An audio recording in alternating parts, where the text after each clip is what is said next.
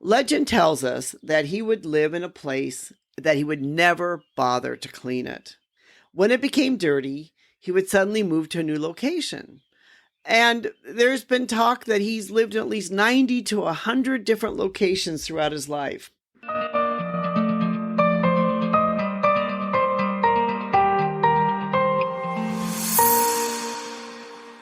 Hi, this is Anita with 5 Minutes with Art. Today we want to talk about Hokusai and the ukiyo-e, or the Japanese woodblock prints. This last weekend, I went to the Frank Lloyd Wright house and studio in Chicago. And if any of you have a chance to go see that, it's quite fascinating. I was quite surprised as I walked in, and there was a Japanese woodblock print that Frank Lloyd Wright had collected them, and he actually liked a lot of the Hokusai Japanese woodblock prints. I kind of enjoyed this Japanese woodblock print artist, Hokusai, because he's really quite the character for his time. And he's also one of the woodblock print artists who really affected many of the European artists. They really loved his artwork, and there's many reasons why. The Hokusai is actually known by many of them to kind of be the Bohemian of the Japanese woodblock print artist. There were some very fascinating stories that were told about him. By all accounts, during his lifetime, Hokusai was a very bohemian, independent kind of artist. Legend tells us that he would live in a place that he would never bother to clean it. When it became dirty, he would suddenly move to a new location. And there's been talk that he's lived in at least 90 to 100 different locations throughout his life, that he moved so many times. It would just be in a place, the place would get dirty, and then he would just move to a new place. One story is told of how a government official came to visit Hokusai, in his home and his studio to offer him a commission. Hokusai's house was so messy, there was no place for the government official to sit down. So he must have, complained a bit or he must have said something to Hokusai, and Hokusai was not embarrassed. In fact, he scolded the government official, and he said, "How dare you be so rude and disrespectful to say something about my house and you're not ignoring my mess." He got so upset with this government official that the government official had said something about his messy house and that he had nowhere to be able to properly sit down, that Hokusai told him he would not paint or do anything for him unless he apologized and told everyone he met that Hokusai's house was a model of cleanliness. I love that. I mean, what a character this man must have been. He changed his name many times throughout his career.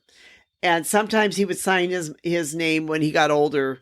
That his signature would be "Old Man Mad About Painting." Hokusai, to a lot of people, must have just seemed like a madman, especially during his time. Not only about his house, just about how he conducted his art himself. He was a brilliant artist. And he was, to give some kind of perspective in this, Hokusai was born in 1760 and he died in 1849. So he really, was was born a couple hundred years ago and lived a couple hundred years ago. There was one story told of how he was asked to go to the shogun, and he was told to paint, a river with some maple leaves floating on the river. And he visited the shogun, and he put out this long sheet of paper. He drew, with his brush, he drew some blue lines on it. And then he took a chicken or some chicken, and he dipped the chicken feet in red paint and started to chase the chicken around the paper for the chicken to make the leaves that were floating in the river.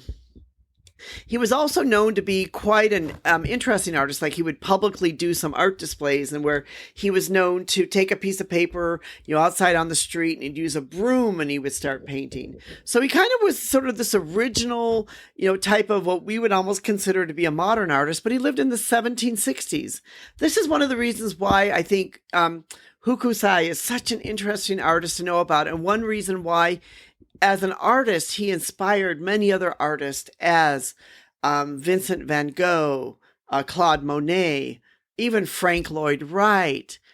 Tiffany from Tiffany Glass loved Hokusai and loved the woodblock prints that he did. He actually influenced a lot of the artists that we know today. And yet he's kind of a little not so well known among many of us in the West. But he, unless you've seen his picture of the Great Wave, which there's a meme, and there's now some other things of that he's done. But he is considered one of the greatest Japanese woodblock artists to ever have lived. We hope that you've enjoyed this, and we'll put some links down to some of our blogs that talk about Hokusai and the Japanese woodblock print artist. He is definitely one of my favorite artists and someone that I think we should all know about. Thank you so much for listening and giving us 5 minutes of your time for Anita Louise Art with 5 Minutes with Art. We hope that you have learned something today in this 5 minutes. Thank you so much.